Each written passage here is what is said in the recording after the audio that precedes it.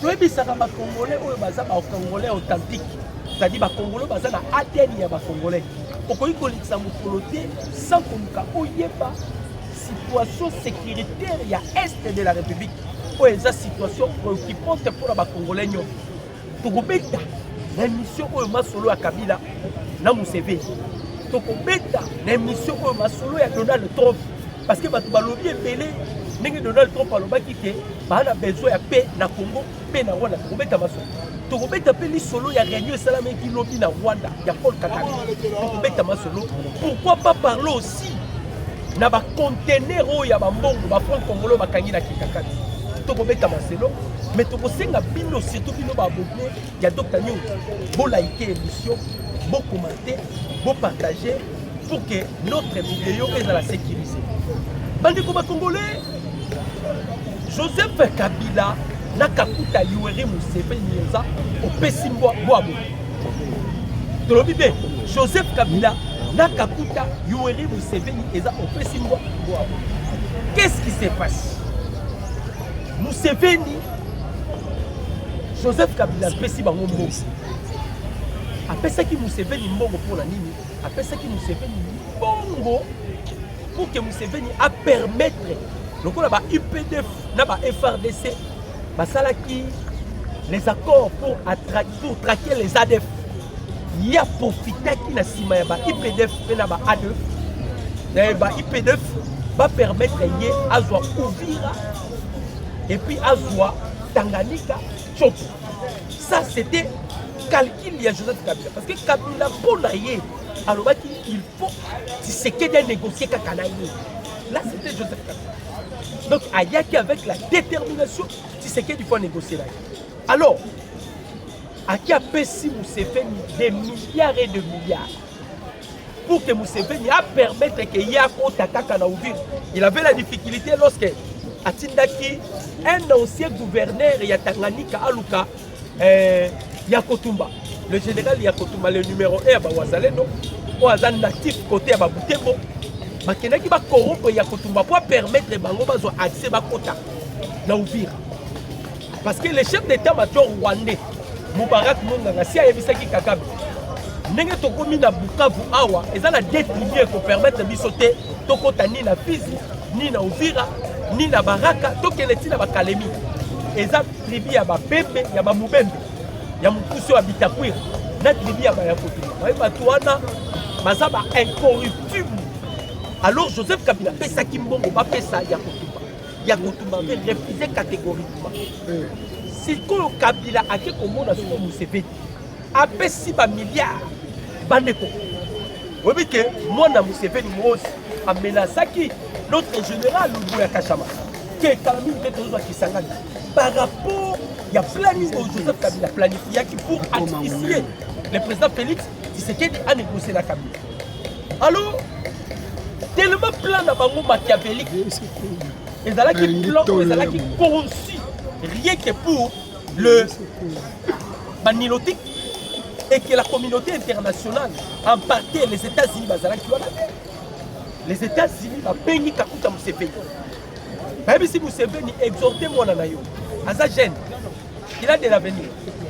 S'il veut faire bras de fer avec les États-Unis d'Amérique, ensemble, bon, mais quand ils sont soudés, on pensait qu'on peut ça, Chopo, donc on attaquait Tanganyika. Alors, tellement Joseph Kabila ministre qui bon, à mon que Museveni a quand même différent. Or, Museveni a quand même différent par rapport à maintenant sur Azur dans la Maison Blanche.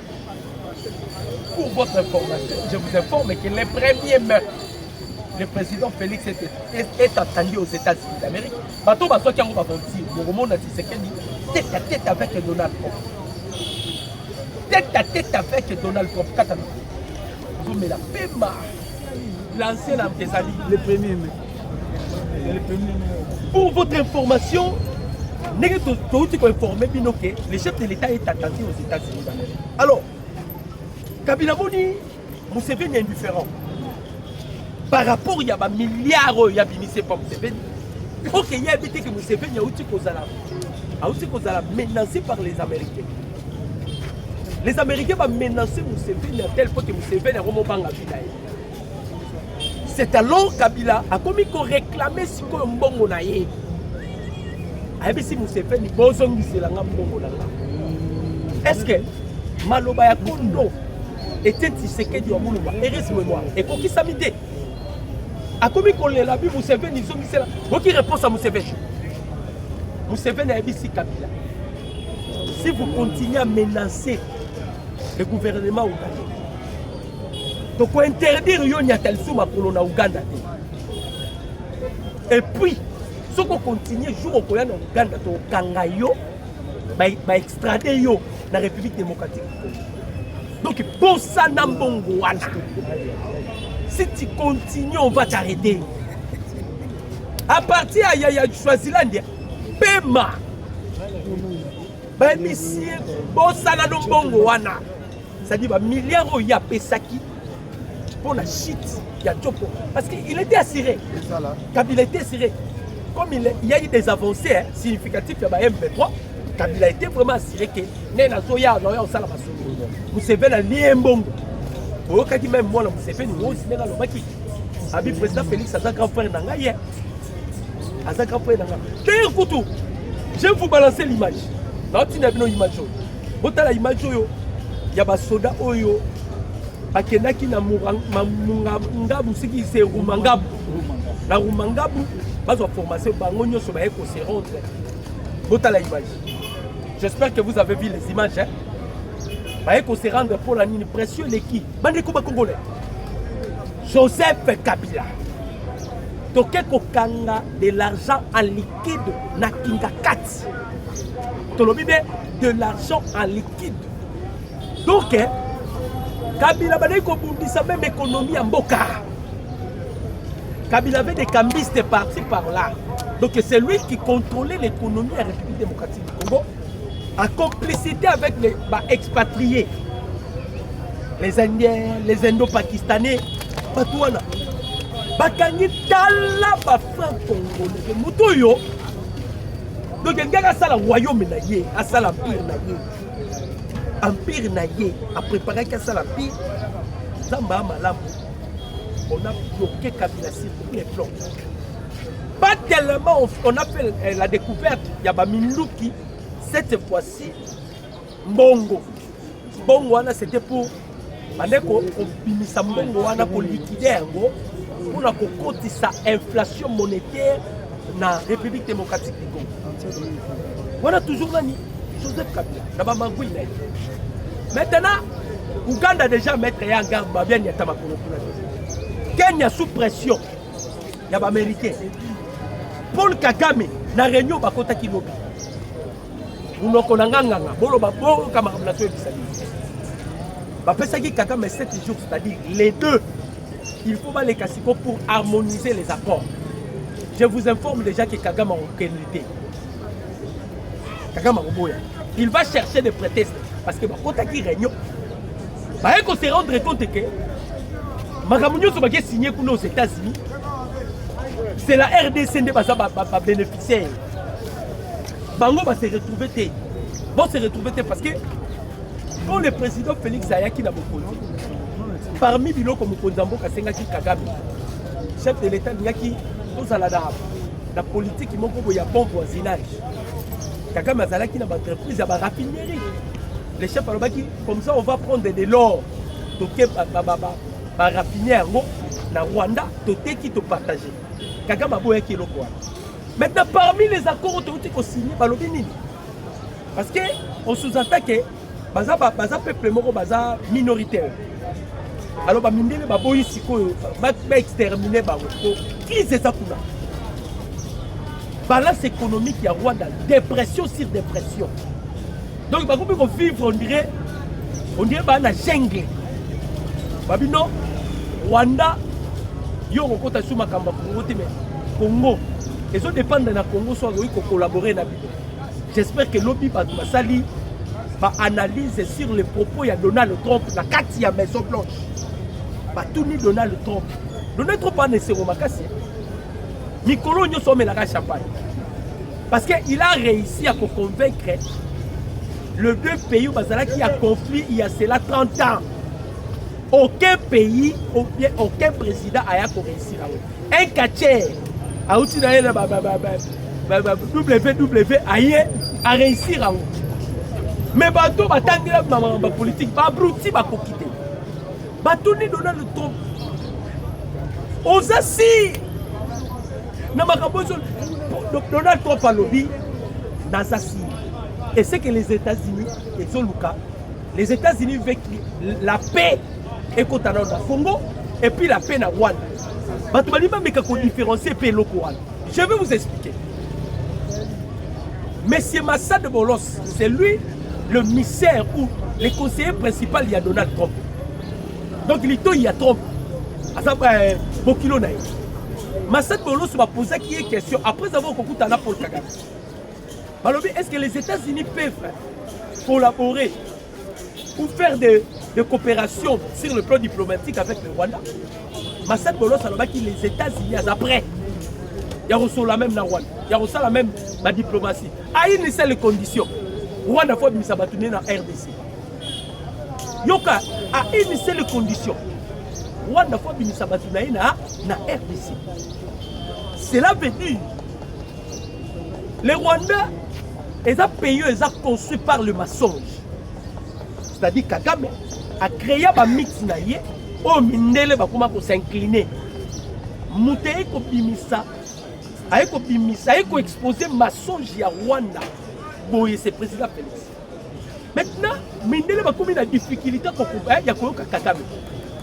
Babylon Kagame qui a signé à côté réunion. Pour boye baké. Kagame a animé par l'esprit des morts. Parce que Donald Trump a l'obakia. Ces chiens ici, s'ils continuent de s'entêter, d'ailleurs, lobby n'a pas sénateur, pas démocrate n'a pas républicain.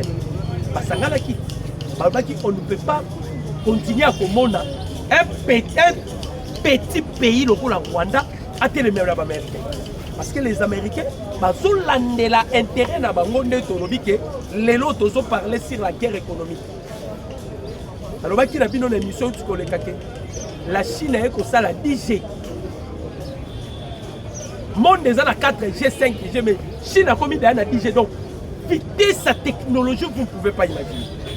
Maintenant, les Américains, le président Donald Trump, il sont au PCK Chine espace. Amérique est un problème. Voilà pourquoi. Tant que le président Félix, l'Américain objectif de pour étouffer l'influence chinoise en Afrique. Alors pour bien décider les Américains. L'ambassade de la pays africain. L'ambassade de la RDC. Afin que tous les pays qui voulaient être en contact avec les États-Unis doivent passer par la RDC. Nabilo Bozo rêvé, oh non, les Américains sont avec le Rwanda. Est-ce que les Américains, ils pouvaient aller construire ça dans le Rwanda? Mais pourquoi ils ont décidé ici? D'ailleurs, pour votre information, lobby Donald Trump a sali sous décret. À ABC Uganda, à ABC Kenya, à ABC Tanzanie, à ABC Somalie, lobby. Avec bateau nyon sur le cotissa na Congo. Bobimisa bango da 48 heures. Parce que bientôt là, le Blackwater, les paramilitaires formés par de Marines, bientôt là, ils vont procéder à l'opération nettoyage. C'est-à-dire, Bobimisa, le pays qui va s'opposer, ils vont payer les États-Unis. Si on télémé les États-Unis, ça n'a pas ma casse pour les États-Unis. Ça a la technologie pour les États-Unis. Ça a la arme pour les États-Unis. Ça a la militaire pour les... Parce que les États-Unis est le premier pays où ils ont un effectif militaire, il y a 1,5 million. Avec 444 000 réservistes. Ils ont blagué. Armée puissante. Alors, ça qui on dirait que on dirait que pays frontalier. C'est-à-dire comme si les nilotiques, on a déjà chute là-bas. Ils avaient l'objectif de créer un empire Ematuti en République démocratique du Congo. Parce qu'ils savent bien, Ceux qui ont récupéré Congo, ils ont la facilité de contrôler l'Afrique centrale. La preuve, par président Azoba, président Bazoba, a fait ça 22 000 hectares et pas Rwandais. Angola fait 5 hectares. D'abord, il y a une conception d'encercler la RDC. Soit, si ça ne serait pas par un coup d'État ou bien par rébellion, Bazo Lukaka va asphyxier le président Félix pour s'incliner. À s'incliner la nini. Mais le président Félix a dit non. Les Américains, ce sont eux qui ont commencé à créer d'abord ma rébellion. Il faut aussi, aux Américains, pas une solution. Maintenant, les États-Unis peuvent maintenant investir. Nous pour investir dans le monde américain.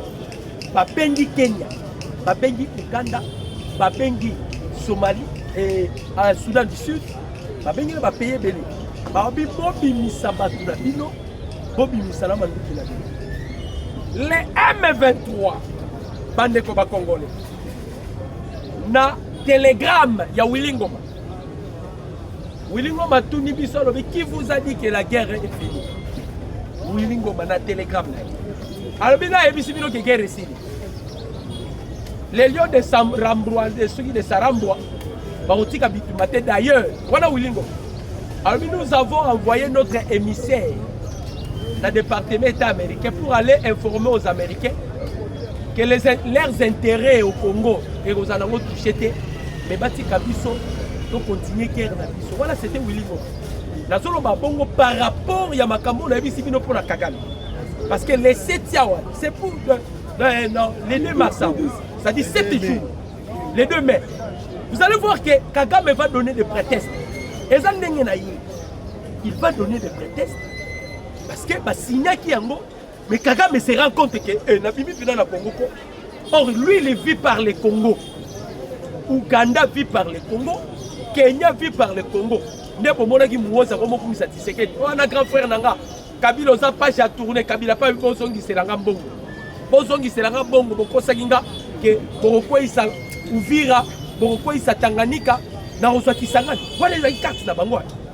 Yango bomone ki tous les politiciens awa. Bakuma ki indifférent vers le président Félix. C'est que dans tala bango kaka. Bango tout parce que déjà contact nananga, nenanga zaki d'arrogance na ye.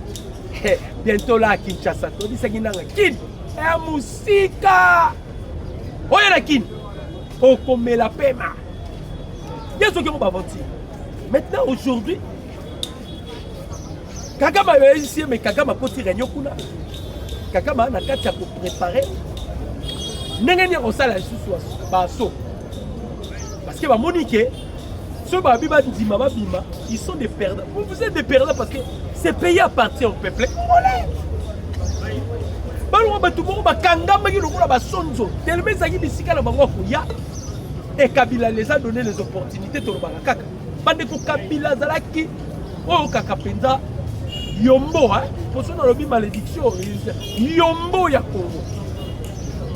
Kabila zalaki yombo na mboko. Comment vous imaginez, en 2013 a fait la nomination, a su mixage na passage. Kabila a donné la nationalité congolaise aux Rwandais, non pas par la loi, mais par les accords. Après, c'est une nationalité congolaise. Et puis avant de la Mouki, oh non, le peuple congolais a besoin de moi, Kabila. Au Menibangi, Congolais n'y a pas ça là. Nabiloko Touti ko soit la Kinga Kati Bandeko. Plusieurs conteneurs il y a des francs congolais. Donc, en dehors il y a des armes au Kabila, il y a des armes. C'est-à-dire, Kabila voulait détruire ces pays. Kabila voulait détruire ces pays. Il y a des concessions de l'Union, Minduki, Badrone.